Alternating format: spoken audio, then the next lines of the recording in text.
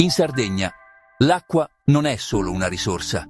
È memoria, purezza, identità. Si parte da Codrongianos, nel nord dell'isola, dove scorrono San Martino, Giara e Sandalia. 3 nomi, un solo cuore minerale. Poco lontano, a Bonorva, la sorgente di Santa Lucia regala un'acqua di media mineralizzazione, pura come l'altopiano che la custodisce. A Tempio Pausania, tra i graniti galluresi, sgorga la smeraldina premiata nel mondo, profonda 300 metri, antica come la terra che la genera.